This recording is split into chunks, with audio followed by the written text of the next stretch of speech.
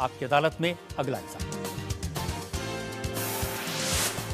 आपकी अदालत में बागेश्वर धाम के प्रमुख धीरेन्द्र कृष्ण शास्त्री पर इल्जाम है कि ये असभ्य भाषा का प्रयोग करते हैं। शास्त्री जी, कुछ लोग आपको पीठाधीश्वर मानते हैं, कुछ लोग गुरु मानते हैं, लोग महाराज कहते हैं, बड़ा आदर करते हैं, कोई संत कहता है, लेकिन आप जिस भाषा का प्रयोग करते हैं वो इस गरिमा के अनुकूल नहीं लगती कई बार। जैसे आपने एक पत्रकार को कहा कि तुझे नंगा कर दूंगा, ये साधु की भाषा तो नहीं हो सकती, ये संत की भाषा तो नहीं हो सकती।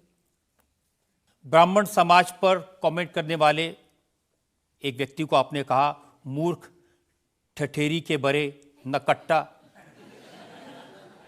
तो ये ठठेरी क्या होता है? कोई हम जातिवादी नहीं है, पहली बात तो हम ये क्लियर करें। नहीं, ये ठठेरी क्या होता है? ये हमारे बुंदेलखंड का एक भावनात्मक शब्द है, ठठरी। जब माताएं बड़ी आवेश में होती है और बालक कोई गलती कर देता है तो माताएं अपनी बालक को कहती हैं, अरे ठठरी के बरे सुधर जा, न कटा। तो हम बहुत गांव के भोले भाले अनपढ़ गवार आदमी हैं, अंगूठा छाप है, ठीक से पढ़ाई की नहीं, तो गवार आदमी है। तो जो माँ की हमारी जो परंपरा है, जो पारिवारिक बोलचाल है, उस पारिवारिक बोलचाल में अगर कोई साधु के ऊपर टिप्पणी उठाएगा, रामचरितमानस पर टिप्पणी उठाएगा या भगवान पर टिप्पणी उठाएगा, तो स्वभावश सनातनी हिंदू होने के नाते वो लहजा निकल जाता है और सठे साठ्यम समाचरित। ये भी कौन सी गलत बात है? अगर कोई भगवान को गाली बके और हम उसको श्रीमान जी कहें, स्वामी जी कहें, भगवान कहें, तो हमें तो नहीं लगता कि वो बिना ना मानत जलद जड़ गए 3 दिन बीत और बोले राम सकोप तब भय बिन हो ये न प्रीत।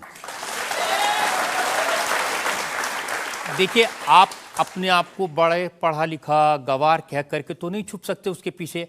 आपने उनसे कहा कि तू मुझे मिल जा, मैं तुझे मसल दूंगा। बहुत अच्छा, हाँ, ये हमने कहा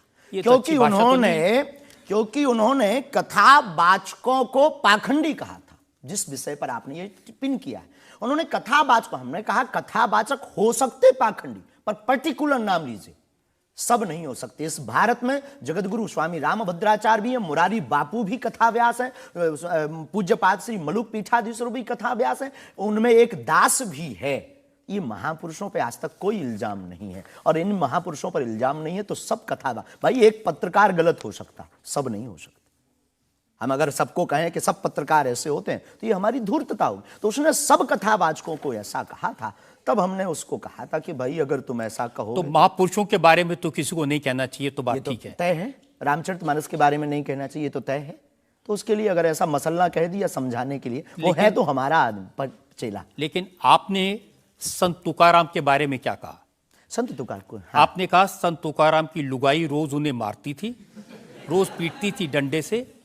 तो किसी ने उनसे पूछा, तुम रोज लुगाई से पिटते हो, शर्म नहीं आती? इसमें बोलचाल की भाषा में थोड़ा सा वो हुआ। हमने एक कथा पढ़ी थी एक पुस्तक में, उसमें लिखा था कि उनकी पत्नी झगड़ालू, बड़ी ईर्षालु थी, बड़ी विचित्र थी, और वो संत तुकाराम जी को एक बार गन्ने के लिए भेजती, गन्ना वो एक लेकर शाम को आते तो वो उनके शरीर पर प्रहार कर देती, एक गन्ने के 2 टुकड़े हो जाते। पर तुकाराम बहुत अद्भुत महापुरुष थे, उन्होंने कहा, देख तू कितनी ज्ञानवान है, पहले गन्ना एक था, हम लोग 2 थे, तूने मेरे शरीर पर प्रहार करके गन्ने के 2 टुकड़े कर दिया, अब एक तू चूस एक मैं लूं।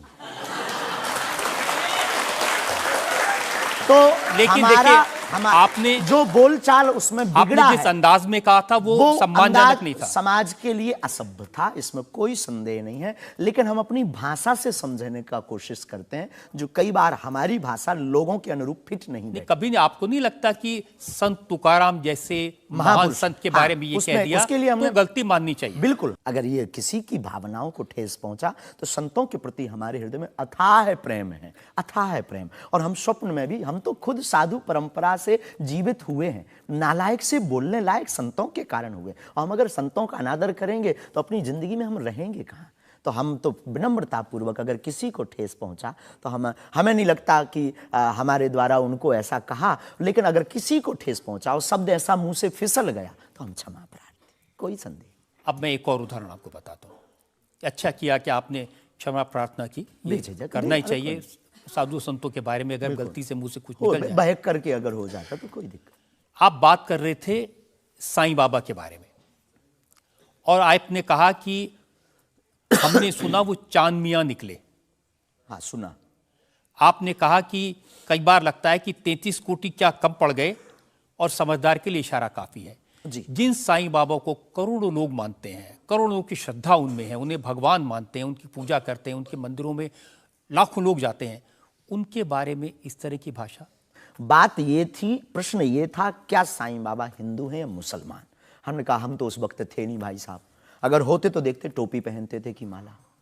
तो हमने जो सुना है, कोर्ट ने कहा, ऐसा एक पत्रकार में पत्र वार्ता में निकला है कि वो चांद मियां हैं। उन्होंने, उनके जो कमेटी के लोग हैं, उन्होंने क्षमा मांगी। तो हमने यही बात उनको बता दी, बस प्रेस की बात बता दी। तो हमसे ज्यादा ये आरोप जिस पत्रकार ने ये छापा है उस पर उठना चाहिए। नहीं, लेकिन आपके कहने से लोगों की भावनाएं आहत हुई। हमारा किसी भी संत के प्रति अनादर नहीं, सब धर्मों के प्रति सम्मान है। जो जिस धर्म को मान रहा, बलपूर्वक उसको मानना चाहिए। हम सिर्फ अपने धर्म के कट्टर हैं, सिर्फ ये बताना चाहते हैं हम।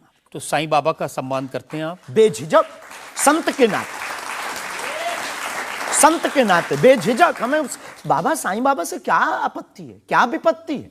हमें अपने आप से आपत्ति नहीं है, हम किसी साधु से कैसे आपत्ति हो सकती? क्योंकि जिस सनातन धर्म की आप बात करते हैं, वो वसुदेव कुटुंबकम सबसे पहले तो संयम, धैर्य, भाषा पर नियंत्रण, ये सब। लेकिन कब तक धैर्य, कब तक संयम? राम की यात्रा पर कब तक पत्थर सहेंगे? पालघर के संतों को बर्बरता के साथ मारा जाता है, कब तक सहेंगे? रामचरितमानस की प्रतियां जलाई जाती हैं, कब तक सहेंगे? संतों को पाखंडी इस देश में बताया जाता है, कब तक धैर्य और संयम रखें? एक दिन भगवान का भी धैर्य खो गया था और उन्होंने भी बाण मार करके समुद्र को सुखा दिया था और रावण का दमन कर दिया था। तो हम कब तक धैर्य, ये भोले भाले लोग, ये भोले भाले सनातनी कब तक ये धैर्य सहेंगे? और एक बात हम आपकी अदालत में बोल देते हैं, सनातन के लिए अगर हमारे प्राण जाते हों और अगर लोगों की दृष्टि में हम असंयमित हैं, तो ये हमें बने रहने दीजिए।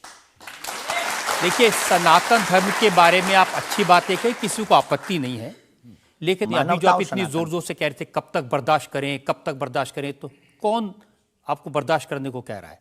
जो ये प्रतियां जला रहे हैं, जो संतों को मार रहे हैं, जो सनातन के खिलाफ झूठा प्रचार कर रहे हैं, जो संतों के खिलाफ और सनातन की संस्कृति को छिन्न भिन्न करने के लिए मूवी बना रहे हैं। जब आप ऐसी बातें कहते हैं ना, तो असदुद्दीन ओवैसी जैसे लोगों को ये कहने का मौका मिलता है कि इन लोगों को अनाप शनाप बातें करने का अधिकार दे दिया सरकार ने। उनको लगता है कि इस तरह की बातें करते हैं, उससे समाज में नफरत पैदा होती है, दीवारें खड़ी होती हैं।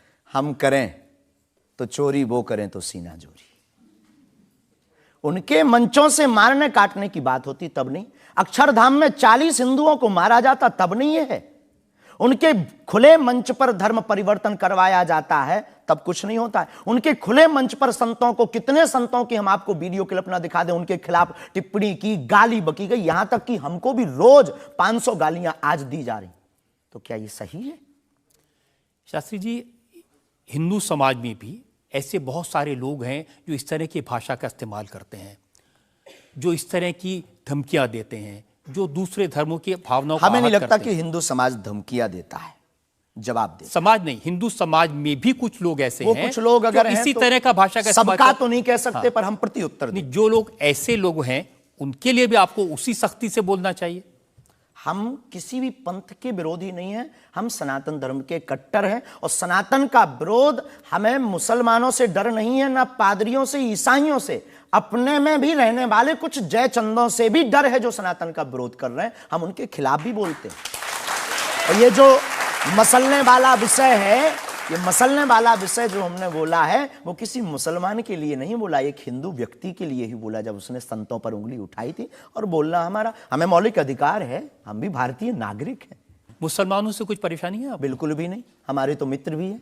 मैंने तो ये भी सुना कि आपकी बहन की शादी एक मुसलमान से पैसे लेकर सहयोग आपने दी, करवाई हाँ। थी। आज भी हमारा मित्र, अभी 5 दिन पहले ही मिला, चाय भी पी। और हमारा लगभग 500-600 मुसलमान परिवार हैं जो आत्मा से जुड़े हैं। इस भारत का प्रत्येक नागरिक अपने हृदय पर अगर हाथ रखे ना, अब मीडिया में वो कुछ भी बोले, तो उसकी रंगों में राम और कृष्ण का ही ब्लड बह रहा है।